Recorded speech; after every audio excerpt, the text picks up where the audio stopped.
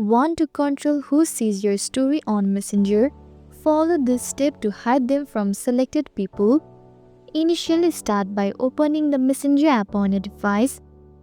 Then click on the hamburger icon located at the bottom right corner.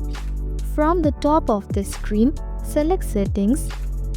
Next scroll down and click on Privacy and Safety. Under the What People See section, select Story Controls.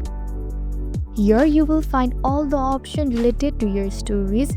Now tap on Hide Story From. Here you can browse your contact and select the people you don't want to see your future stories. Now to confirm your selection, hit the Apply button at the top right. Finally hit the Save button and your stories will no longer be visible to the chosen individuals. And that's it. You have successfully hidden your stories from specific people on Messenger.